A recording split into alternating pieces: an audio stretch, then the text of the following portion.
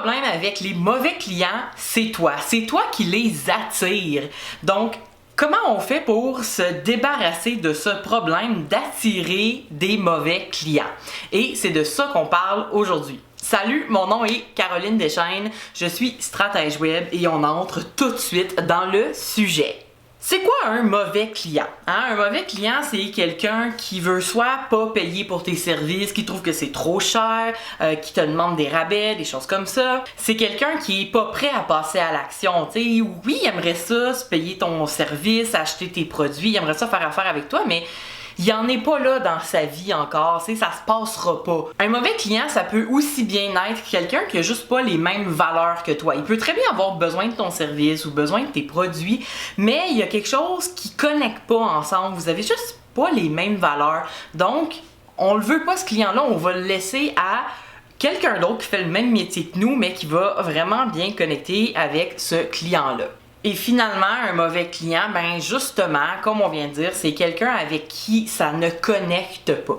Donc, comment on fait pour régler tout ça? Comment on fait pour régler le problème d'attirer vers nous des mauvais clients? Parce que si on attire des clients qui veulent pas payer, qui sont pas prêts, qui ont pas les mêmes valeurs, avec qui on n'arrive pas à accrocher, ben c'est parce que quelque part, dans nos communications, dans notre message, il y a quelque chose qu'on n'a pas réussi à faire. Donc voici comment faire pour régler tous ces problèmes-là. C'est quoi la solution? Bien, pour commencer, là, si tu veux attirer les bonnes personnes, tu dois t'assurer que ton message, bien, il est vraiment aligné avec toi. Si tu essaies d'être quelqu'un d'autre, tu essaies de ressembler à quelqu'un d'autre qui t'inspire beaucoup, si ton message ne transpire pas ta personnalité, c'est sûr que tu vas attirer des gens qui sont pas un bon fit, parce qu'en fait, toi, tu essaies d'être quelqu'un d'autre, donc tu attires peut-être les personnes qui cherchent l'autre personnalité. Donc déjà, on veut être le plus soi-même possible dans nos communications. Que ce soit écrit, que ce soit vidéo, que ce soit audio, essaie d'être le plus toi-même et le plus à l'aise quand tu communiques à ta clientèle cible. Ensuite de ça, comment on peut attirer les bonnes personnes? Ben, on peut parler de soi. On peut rentrer dans quelques détails. Qu'est-ce que tu aimes dans la vie? Quel genre de personne tu es? C'est quoi tes objectifs grandios? C'est quoi tes rêves? Tu n'es pas obligé de rentrer dans des choses super intimes, mais juste, tu sais, jaser puis faire en sorte que la personne qui est à l'autre bout de la pièce se dise « Ah, cette personne-là, je l'aime bien, tu sais, je la trouve intéressante. Je pense que pendant la pause café, je vais aller jaser avec elle. » Tu sais, ça n'a pas besoin d'être tes grands secrets intimes. Maintenant que tu as parlé de toi, ben, tu veux aussi parler de ton entreprise, hein, tout simplement. Donc, tu peux parler de comment ça se passe dans ton entreprise, pourquoi tu l'as lancé, c'est quoi tes objectifs, c'est quoi ta mission, les valeurs, quelles sont tes intentions. Donc, partage tout ça. Et donc, ça ici, ça va dégager c'est quoi tes valeurs. Tu n'es pas obligé de nommer « Moi, mes valeurs, c'est l'honnêteté. » Mais non. Mais dans la façon que tu parles, dans la façon où tu vas juste partager ton histoire, ton contenu, mais ça va transparaître un peu que c'est l'honnêteté que tu mets de l'avant dans ton entreprise puis dans ta vie en général. Tu n'as pas besoin de nommer chacune de tes valeurs une par une. C'est pas ça qui est important. Ensuite, pour attirer les bons clients, ben, tu peux parler du fonctionnement de ton entreprise, du fonctionnement de tes services, de tes produits. Comment ça marche? C'est quoi travailler avec toi? Est-ce qu'on travaille en individuel, en coaching de groupe? Est-ce que j'ai la chance de te parler juste avec toi? Est-ce que c'est des vidéos? Est-ce qu'on va se rencontrer? Est-ce que n'importe quoi qui fait que ton entreprise est la tienne et donc elle est un peu différente de toutes les autres. Parce que, disons, une personne qui cherche ce que tu as à offrir, mais qui cherche un élément particulier, ok? Qui se dit, moi, c'est ce produit, ce service-là que je veux, mais je cherche telle caractéristique précise. Ben, si tu ne l'as pas, ben, la personne, elle a besoin de le savoir parce qu'elle, c'est ça qu'elle cherche. Même chose, si tu l'as, puis c'est ça qu'elle cherche, ben, tu sais, puis là, fais juste penser à n'importe quoi. Tu sais, par exemple, moi, quand j'offre mon coaching, c'est un coaching de groupe parce que je veux que mes clientes puissent brainstormer ensemble aussi. Je trouve que c'est super important, le brainstorm en marketing. Donc, c'est plate de juste être moi et ma cliente, d'être juste deux cerveaux, hein? Tu sais, si on peut être une dizaine de cerveaux pour trouver des idées. Donc, pour moi, ça, c'est une des caractéristiques que je vais éventuellement nommer. Oui, on va faire du brainstorm de groupe, comme ça, on va pouvoir sortir plein d'idées extraordinaires, les travailler, puis choisir la meilleure. Mais une personne qui est super anxieuse, puis qui est pas capable de travailler en groupe, bien maintenant qu'elle est au courant que moi je travaille avec des groupes, mais elle va savoir qu'elle veut peut-être passer à une autre stratège web. Elle va comprendre que, moi je cherche soit une stratège web qui va me rencontrer en personne une à une puis qui n'est pas sur le web, ou bien une stratège web qui vend juste une formation en ligne puis j'ai pas besoin de parler à personne. Tu comprends? C'est là, je peux parler du fonctionnement de mon entreprise, de comment moi je veux travailler avec les gens, comment je veux offrir mes services, mes produits, ce qui fait que je ne vais pas attirer les personnes qui sont pas du tout intéressées par certains éléments de ma business. Alors, une autre façon d'attirer tes bons clients potentiels et de repousser les mauvais, c'est d'engager la conversation avec eux, d'essayer de leur parler, peu importe à quel endroit tu entres en communication avec ces gens-là, de faire en sorte qu'il y ait un petit échange entre vous pour voir si justement il y a un petit spark, pour voir s'il y a une connexion. Des fois, on le sent, on va écrire avec quelqu'un, puis on dirait qu'il se passe rien. Puis là, la conversation, elle arrête là. Il n'y a même pas de point, il n'y a pas de bail, mais finalement, on reparle jamais à la personne parce que ça n'a pas connecté. That's it.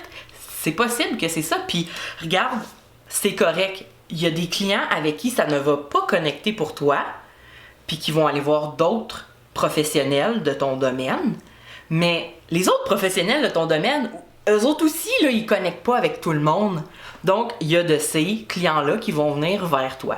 Donc, c'est un peu un grand cercle, tout ça. Donc, tu n'as pas à être inquiète de dire « Ah oui, mais si je fais pas telle chose, je vais peut-être perdre des clients. » Oui, mais toi, est-ce que ça te convient de les avoir, ces clients-là? C'est pour ça qu'on les appelle les mauvais clients. C'est pas parce que c'est des mauvaises personnes, c'est pas parce qu'elles sont méchantes. Mais non, c'est juste parce que ça connecte pas ensemble, puis que en leur offrant tes services, tes produits, ça sera jamais le meilleur résultat du monde.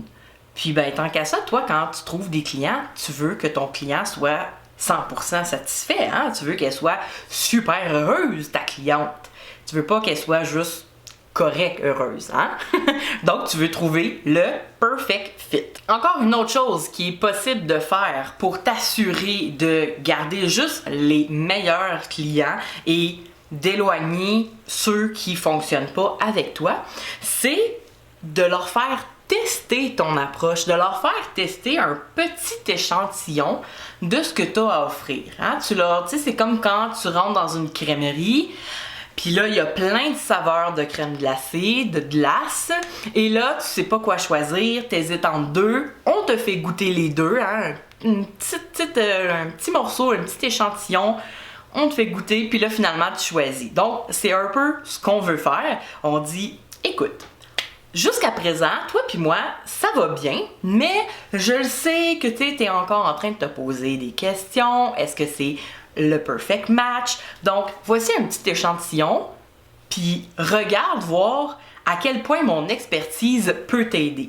Et là, si cet échantillon-là fait en sorte que la personne se dit « Cette entrepreneuse-là est parfaite pour moi », là, la personne va continuer, mais quelqu'un qui va dire « J'ai vraiment pas aimé l'échantillon, ça goûtait pas bon. » Donc, ça m'a pas autant aidé que je pensais, ou la façon dont elle aborde le sujet, j'ai de la misère à comprendre, pour moi ça marche pas, c'est pas la bonne couleur, peu importe.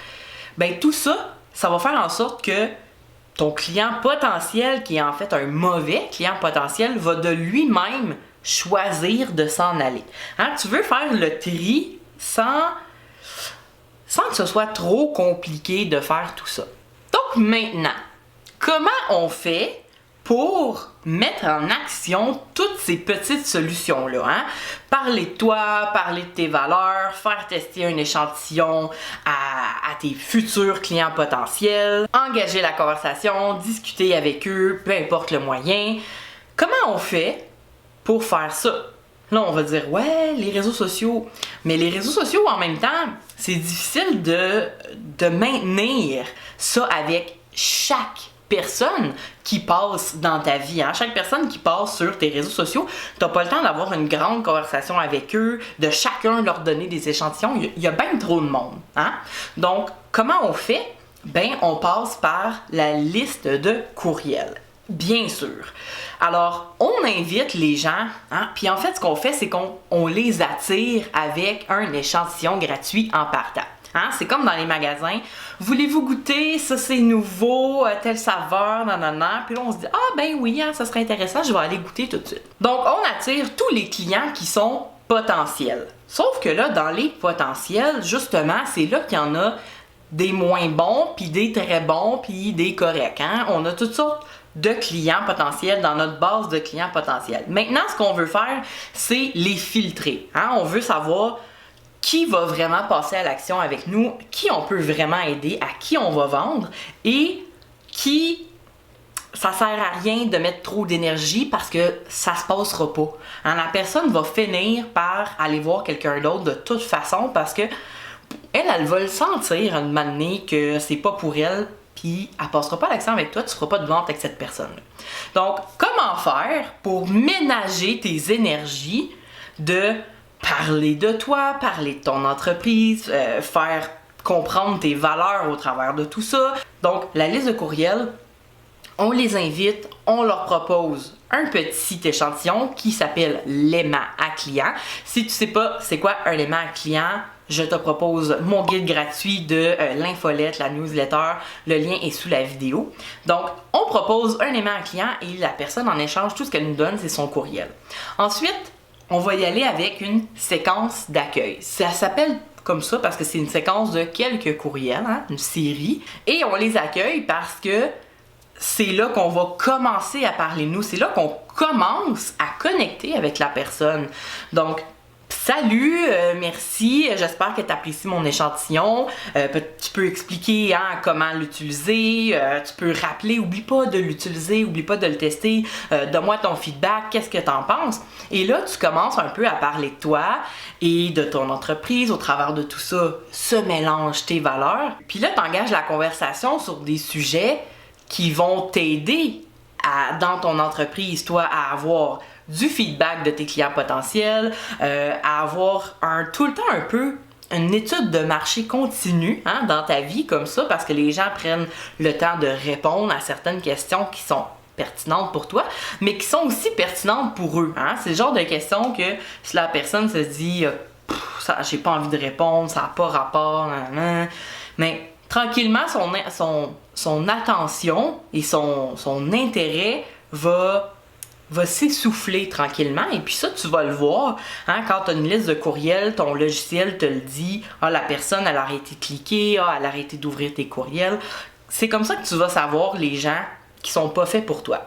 Et même, dans une séquence d'accueil, je vais dire quelque chose qui semble contre-intuitif, mais je te jure, ce ne l'est pas, c'est vraiment une très bonne idée. Tu peux même encourager les gens à se désabonner de ton infolettre ou de ta newsletter. Pourquoi? Parce que les gens qui vont dire « Elle a raison, j'ai pas vraiment aimé les infolettes qu'elle m'a envoyées, j'ai pas aimé son échantillon, son aimant client, j'ai pas aimé son approche, j'ai pas aimé comment elle m'a parlé, peu importe, j'ai pas apprécié. Elle a raison, je pense que je vais me désabonner tout de suite. Hein? Je vais pas continuer à recevoir des infolettes pour rien. » Ben c'est comme ça qu'on fait le tri automatiquement sans s'en occuper. Hein? Une fois que tu as tout mis ça en place et que tu as tout rédigé, ben ça se fait tout seul pour toi. Hein? Il te reste juste à les attirer et là, ton infolettre fait le travail de filtrer les mauvais clients. Ensuite, les gens qui vont rester dans ta liste de courriels. Mais là, tu le sais que ces gens-là, c'est parce qu'ils sont intéressés. Hein? Ils t'ont découvert sur les réseaux sociaux, tu les as intéressés. Tu leur as proposé un aimant à client, un petit cadeau gratuit, Ça les a intéressés, ils se sont inscrits. Tu as parlé de toi, tu as parlé de ton entreprise, tu as engagé la conversation avec eux, tu les as fait parler, tu as répondu à leur courriel, ils t'ont répondu en retour.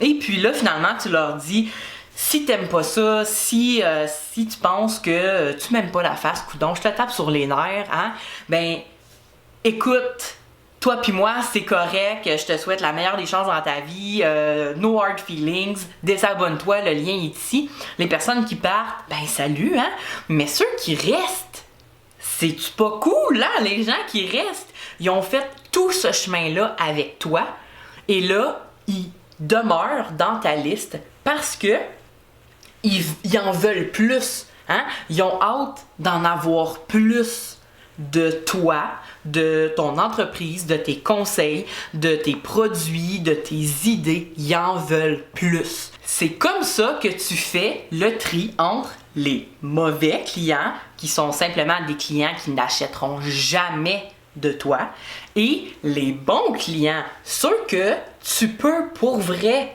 convertir en clients payants et avoir une business qui run. Hein? Alors, comme je te disais tantôt, si tout ça, l'infolettre, newsletter, liste de courriels, c'est tous des synonymes, si c'est quelque chose qui est pas tout à fait clair pour toi, comment ça se passe et tout, l'échantillon, l'élément à client, comment on fait pour vraiment attirer les gens, c'est quoi la prochaine étape? Que c'est ça, une séquence d'accueil? Ok, j'ai compris que j'envoie des courriels, mais j'aimerais en savoir plus, mais je t'ai préparé un guide, c'est gratuit, tu vois, ça c'est mon échantillon gratuit, c'est mon aimant à client.